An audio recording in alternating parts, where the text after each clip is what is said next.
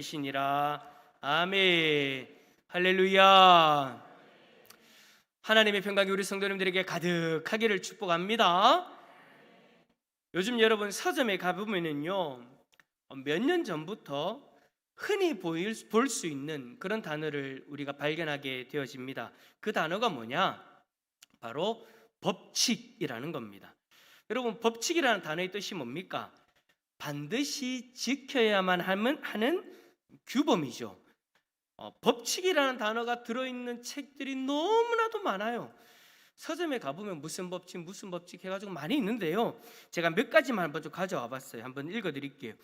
보고서의 법칙, 1만 시간의 법칙, 최소 노력의 법칙, 경제 법칙, 인간 생존의 법칙, 세상의 모든 법칙, 부동산 투자 1만 시간의 법칙, 협상의 법칙, 블렌딩 법칙, 마케팅 불변의 법칙, 하인리 법칙 등등등등. 여러분, 법칙이라는 단어가 붙어있는 책의 제목들이 너무나도 많아요. 책의 이름에 여러분 법칙이라는 이 단어를 사용해서 각 분야에 필요한 원리들과 그리고 저자들의 노하우들을 쫙 담아놓은 그런 책들이 시중에 많이 나와 있습니다. 그래서 어떤 분야에서 성공하고 싶으면 이러한 책들의 도움을 많이 받게 되죠. 우리가 무엇인가를 성공하려고 하면 기본적인 법칙만 잘 지켜도 된다라는 것입니다. 그런데 대부분의 사람들이 이러한 법칙들을 무시하고 자기 그냥 마음대로 하고 싶은 대로 그렇게 해버리니까 대부분의 사람들이 실패하게 되는 거예요. 여러분, 이 프로 잘 아시죠? 골목식당입니다. 백종원의 골목식당. 저의 요리의 스승이신 백종원 선생님께서 TV에 나오셔가지고 식당들을 돌아다니시면서 식당들을 점검해주는 그런 프로그램이에요. 그렇다고 해서 여러분, 물론 저분이 저를 알지는 못합니다. 저만 압니다. 여러분들도 잘 아시다시피 저도 압니다. 저도 아는데 제가 왜 스승이라고 하느냐? 제가 이제 한 번씩 먹고 싶은 요리가 있으면 저분을 따라합니다. 유튜브를 찾아서 영상을 찾아보면요, 너무 상세하게, 너무 친절하게 그냥 하라는 대로만 하면 요리가 뚝딱하고 완성되어져요. 제가 지난번에 금요기도회 때 말씀드렸던 것처럼 제가 저분에게서 참 많은 요리를 배웠는데 요즘 자신 있는 요리가 있습니다. 감자탕. 그 어렵다는 감자탕, 몇 주 전에도 해 먹었습니다. 너무 맛있습니다. 저분이 이야기하는 그 법칙대로만 딱 따라가면 맛있는 요리가 뚝딱하고 만들어지는 거예요. 어쨌든 여러분, 저 프로가 작년에 종영이 되어졌는데 저는 이 프로를 보면서 깜짝 놀라는 그런 일들을 경험하게 되어졌어요. 여러분들도 아마 이 프로를 보시면서 저하고 똑같은 경험들을 하셨을 거예요. 여러분, 솔직히 상식적이지 않는 식당들이 너무나도 많지 않습니까? 아니, 식당을 하면서 어떻게 저렇게 할 수 있을까? 우리는 기본적으로 식당이 지켜야 되는 법칙들을 잘 지키고 있을 것이다 라고 그렇게 생각하고 그것을 믿고 신뢰하면서 식당에 들어가서 밥을 먹는데, 야, 저기에 나오는 식당들만 그런 게 아니죠. 대부분의 식당들이 그렇다라는 것을 우리는 저 프로를 통해서 발견하게 되어져요. 식당을 하면 기본적으로 지켜야 될 법칙들이 있는데, 그런데 그 법칙들을, 기본적인 법칙들도 모르고, 아니 어떤 사람들은 알면서도 그것을 무시하고 식당을 운영하니까 장사가 잘 안 되는 거예요. 이런 식당들을 찾아가서 백종원 씨가 컨설팅을 해주는 것이 바로 이 프로죠. 식당을 할 때 기본적으로 지켜야 할 법칙들이 무엇인지 처음부터 다시 쫙 가르쳐 주면서 다시 컨설팅을 딱 해주면 식당들마다 제대로 서가는 것을 우리는 보게 되어집니다. 여러분, 어디 식당뿐이겠습니까? 식당뿐만 아니라 각 분야의 법칙에 대한 책들이 많이 나와 있듯이 모든 분야에는 반드시 지켜야 되고 행해야 되는 법칙들이 있는 거예요. 거기다가 여러분, 오늘 우리는 우리 신앙에도 법칙이 있다라는 것을 생각해 보게 됩니다. 우리 신앙에도 여러분 법칙이 있어요. 특별히 저는 오늘 이 본문을 보면서 한 가지 신앙의 법칙을 여러분들에게 말씀드리려고 합니다. 무슨 법칙이냐? 바로 하나님과 함께하는 법칙입니다. 뭐라고요? 예, 하나님과 함께하는 법칙이 있다라는 거예요. 9절에 보니까 그리하면 평강의 하나님이 너희와 함께 계시리라 라고 그렇게 말씀하셨어요. 우리의 마음과 생각을 지키시는 그 평강의 하나님이 우리와 함께 하는 데에도 법칙이 있다라는 것이죠. 그냥 여러분 나는 믿습니다 라고 그냥 그렇게 이야기한다고, 그냥 교회 나온다고, 그냥 기독교인이라고 이야기한다고 이게 여러분 되어지는 것이 아니에요. 이런 분들 계시죠?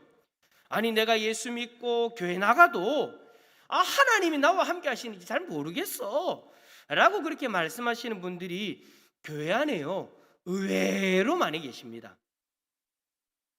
여러분께 여쭤보겠습니다. 여러분은 여러분과 하나님이 함께 하신다는 것이 믿어지십니까? 아니 그것이 경험되어지십니까? 아니 그것이 인정되어지십니까? 신앙생활 오래 했는데도 하나님이 나와 함께 하시는지 안 하시는지, 올 한 해 우리 사역 주제가 위드 가시라고 하는데 함께 하시는 하나님이라고 하는데, 아이고 뭐 저분들하고는 하나님 함께 하는지 몰라도 나하고 하나님이 함께 하는지 잘 모르겠다고 그렇게 생각하시는 분이 혹시나 있지는 않으신지 모르겠습니다. 하나님이 함께 하시는지 도무지 감도 없고 도무지 그러한 일들에 대한 경험도 없는 그런 분들 말입니다. 그래서 언제나 하나님과 함께 하심이, 하나님이 함께 하심에 대한 확신이 없는 그런 신앙생활을 하고 있는 거예요. 이런 분들에게 제가 오늘 희소식을 알려드리겠습니다. 하나님이 함께 하시는 법칙을 여러분께 알려드리겠습니다. 저 혼자 좋아하고 저 혼자 흥분한 것 같은데, 여러분 하나님이 함께 하시는 법칙이 있는데 이 법칙을 여러분 딱 캐치하고 살아가면 하나님이 함께 하심을 경험할 수 있는 줄 믿습니다. 오늘 이것을 여러분에게 알려드릴 테니까 평강의 하나님과 함께 하시는, 언제나 함께 하시는 복을 누리는 우리 성도님들 다 되어질 수 있기를 축복합니다. 물론 여러분 이 모든 법칙의 가장 기본적인 것은 우리가 예수 그리스도를 나의 구주로 믿어야 된다는 것입니다. 이 믿음이 없으면 하나님이 함께하는 것 자체가 불가능한 일이에요. 저는 오늘 저와 여러분에게 예수 그리스도를 믿는 믿음이 있다라는 것을 전제하고, 그 믿음을 전제하고 이 법칙에 대해서 알려드릴 테니까 나에게 믿음이 있다면, 여러분에게 믿음이 있다면 여러분 잘 들으시기를 바랍니다. 첫 번째는 뭐냐? 하나님과 함께하기 위해서는요 무엇이든지의 원리대로 살아야 됩니다. 다 따라서 합시다. 무엇이든지 이 원리를 가지고 살아야 돼요. 자, 8절 말씀 한번 읽어봅시다. 8절입니다. 시작. 끝으로 형제들아 무엇이든지 참되며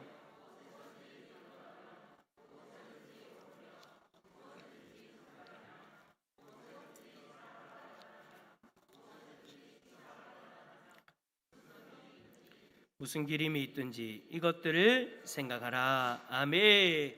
자, 8절에 보시면은요 신앙생활 일반에 관한 실제적인 덕목 8가지를 이야기합니다.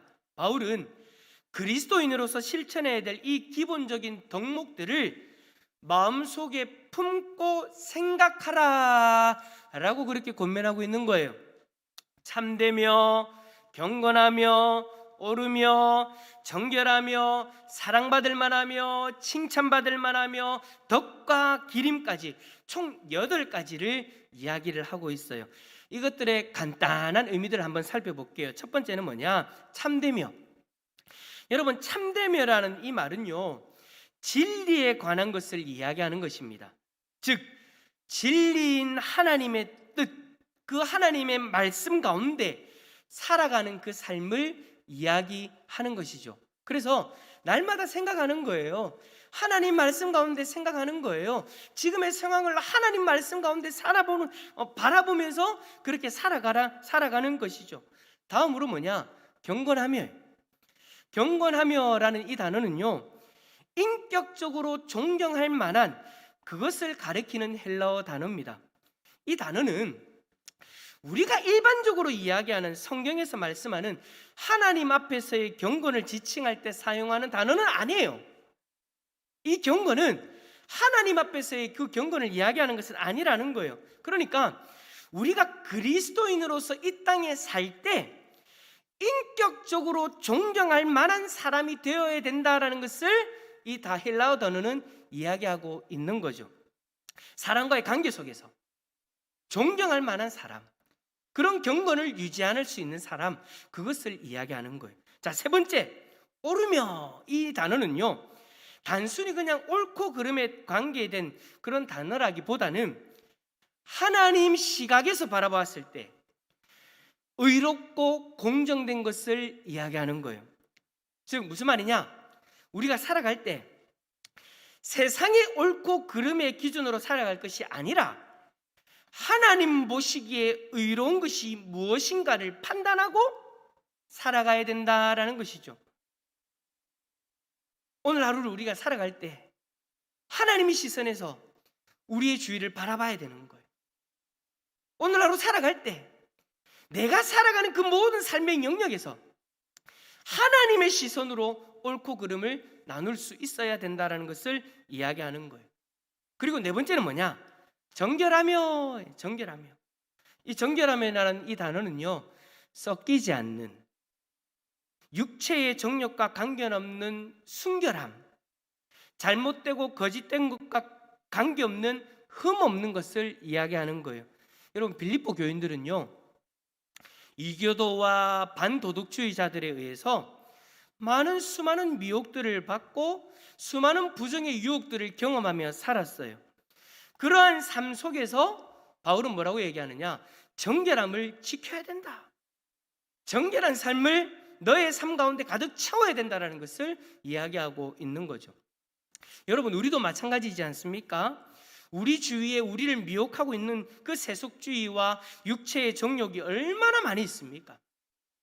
순간순간마다 우리를 넘어뜨리려고 막 그렇게 공격을 해요. 이것들 속에서 어떻게 하라고요? 정결함을 지켜야 된다. 내가 이 속에서도 지금 정결함을 지켜야 된다라는 생각을 하고 있으라는 것이죠. 자, 다섯 번째, 따라서 합시다. 사랑할 만하다. 자, 옆에 있는 분 바라보면서 사랑할 만하다. 예. 자, 이 단어는요, 이 헬라 단어는 신약 성경에서 이 본문에서만 사용되어지는 단어입니다.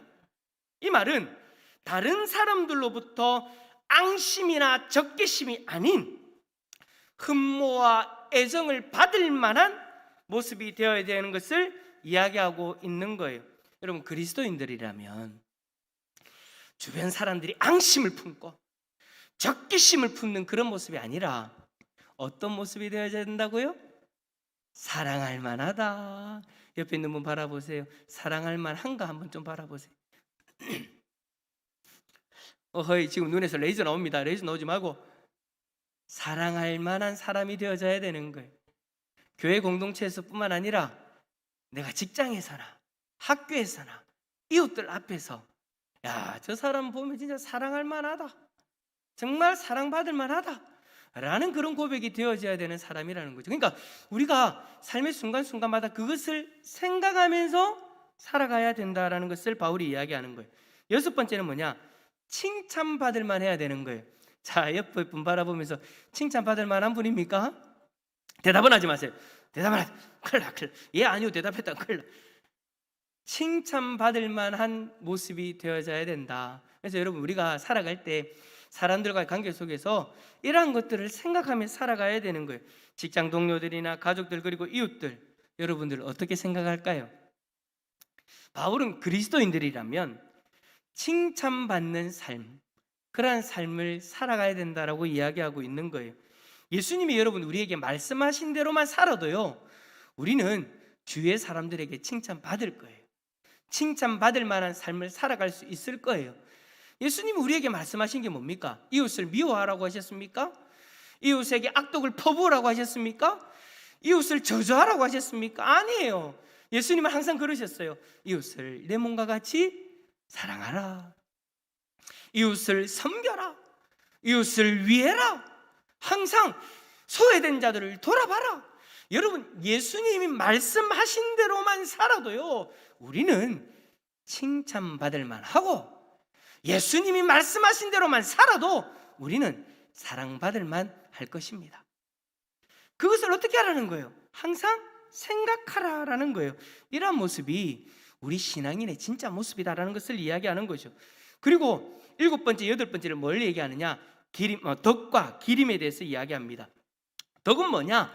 은혜로운 행동으로서 우리가 사람들을 만날 때에 은혜 받은 자답게 은혜를 베풀어라라는 것이고, 기림은 도덕적으로 칭찬받는 것을 이야기하는 거예요.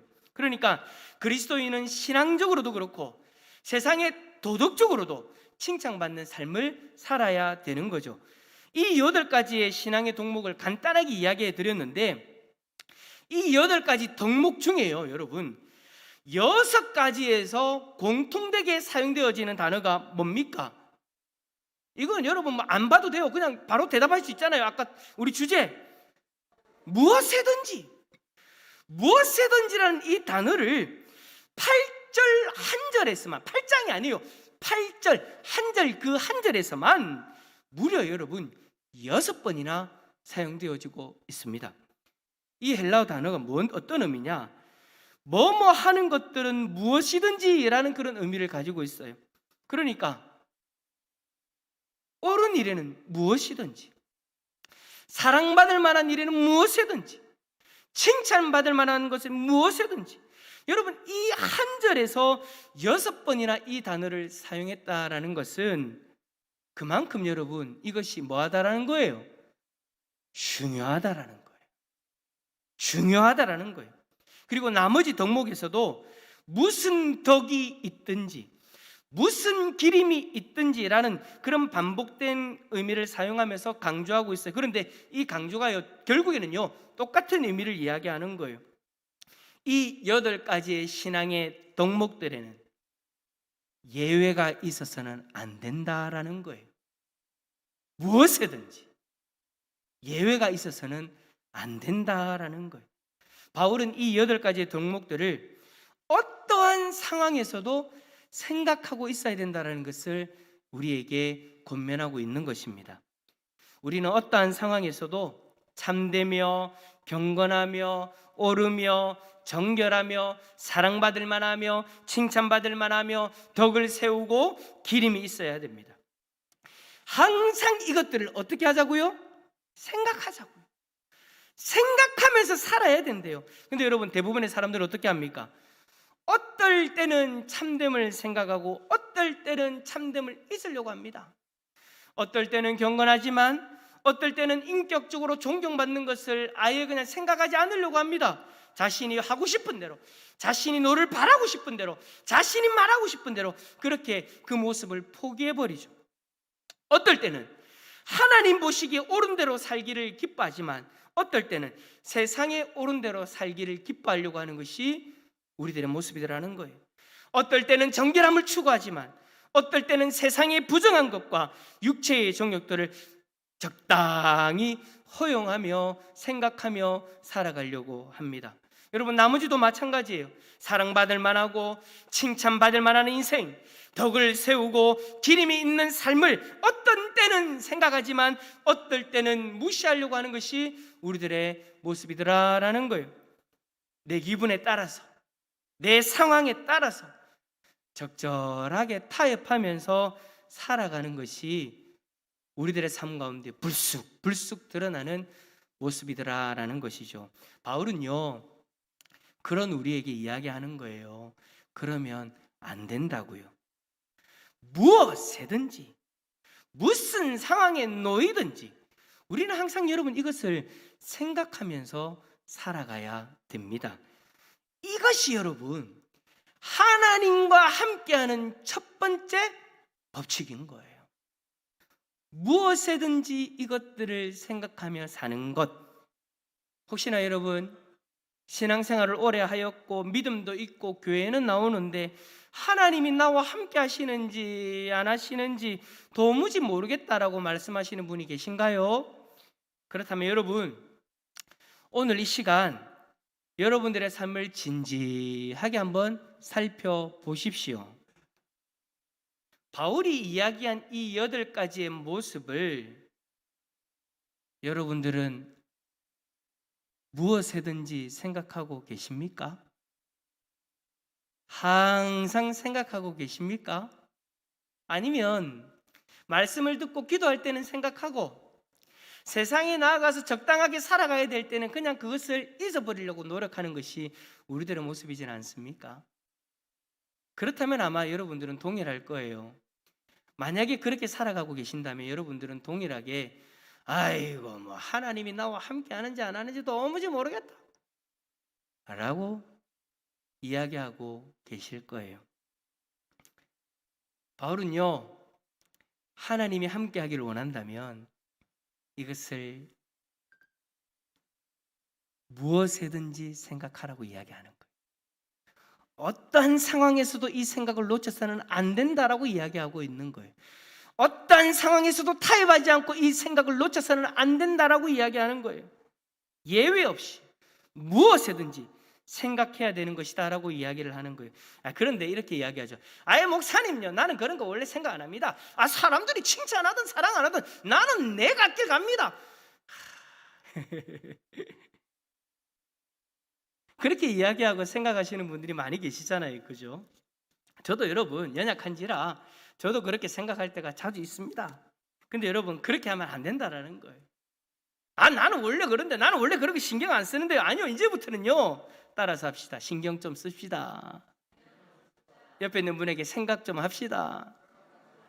여러분 그렇게 생각해야 여러분들이 하나님과 함께 할 수 있는 거예요. 나는 원래 독고다이 인생입니다라고 생각하면서 나는 원래 이런 사람입니다라고 생각하면서 그거 생각 어떻게 합니까?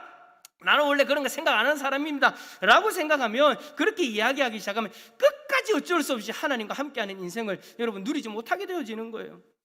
여러분 하나님과 함께하는 인생을 살고 싶다면 여러분 우리는요 결단해야 돼요. 무슨 결단요? 이제부터는 내가 이것들을 생각하면서 살겠다라는 결단. 나는 원래 이런 사람이었는데 이제는 내가 결단해서 이런 것들을 생각하며 살아가는 인생이 되겠다라고 여러분 우리가 결단해야 된다라는 것이죠. 여러분 예수 그리스도를 믿는다는 것이 뭡니까?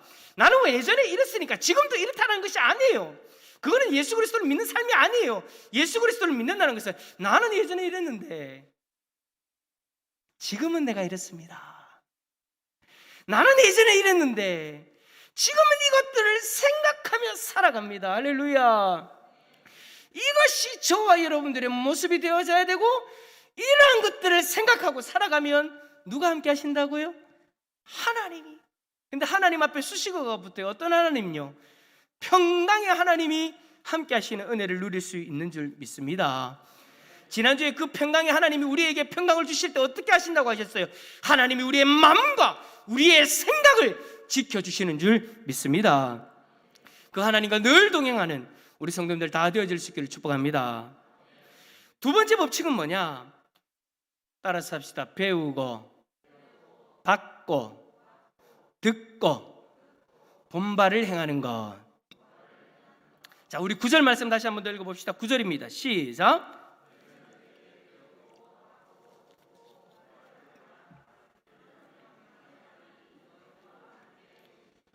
아멘. 8절에서는 이것들을 생각하라 하셨고 9절에서는 그것을 행하라 라고 그렇게 권면하는 거예요. 빌립보 교회 성도들은요 자신들에게 하나님의 말씀을 가르쳐준 바울을 통해서 배우고 받고 듣고 본받을 행하면 되었습니다. 그러니까 앞에서 언급했던 이 8가지의 삶의 모습을 바울을 통해 배우고 받고 듣고 본받을 행하면 되는 거예요. 당시에는요 여러분 성경이 완전한 66권의 모습으로, 지금 우리에게 주어진 이 완전한 66권의 모습으로 그들에게 있지 않았어요.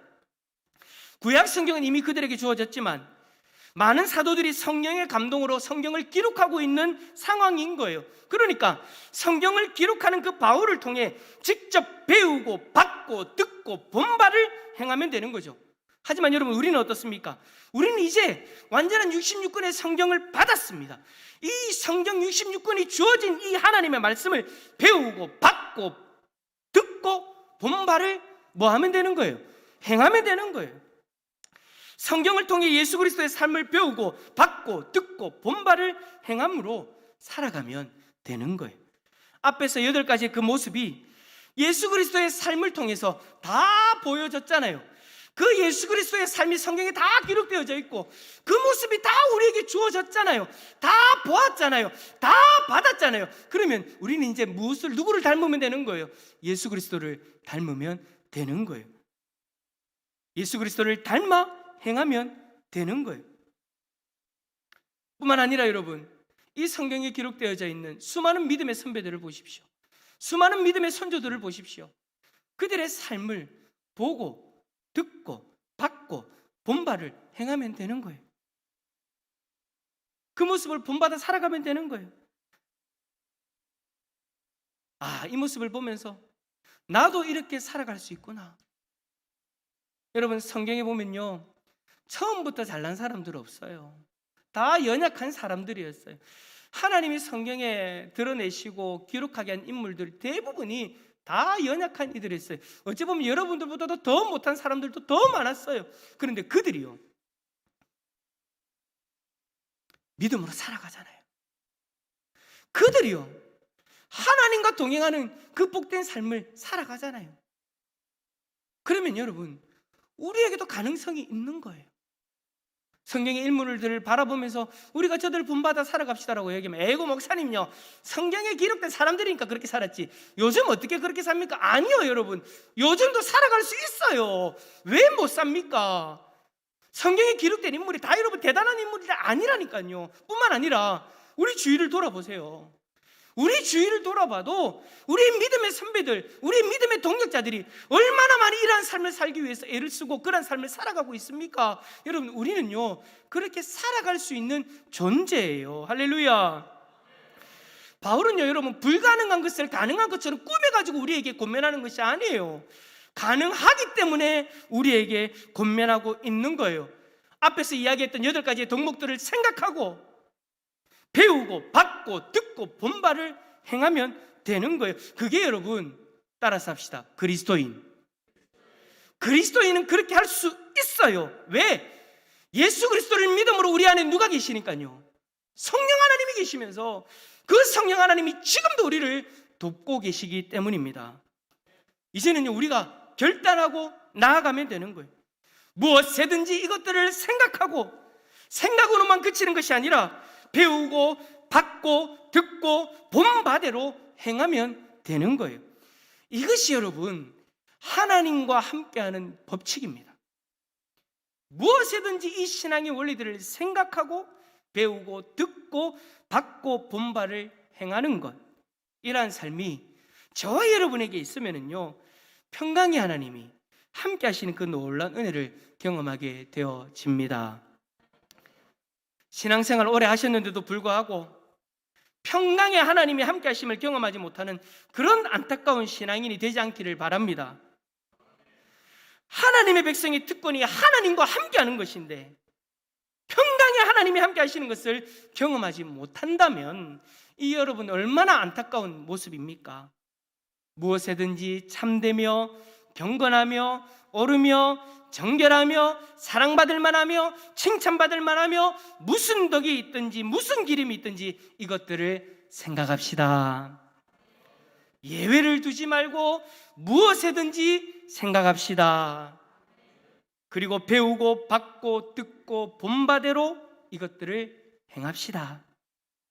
이렇게 결단하고 무엇이든지 이렇게 행하면은요 평강의 하나님이 우리와 함께 하시는 줄 믿습니다. 이 법칙을 잊지 마시고 언제나 평강의 하나님과 동행하는 우리 성도님들 다 되어질 수 있기를 축복합니다. 축복합니다. 우리 옆에 있는 분에게 이렇게 고백합시다. 무엇이든지 생각하고 행합시다. 할렐루야. 그리하여 하나님과 평생 함께하는 평강의 하나님과 함께하는 우리 성도들 다 되어주실 수 있기를 예수 그리스도 이름으로 축원합니다.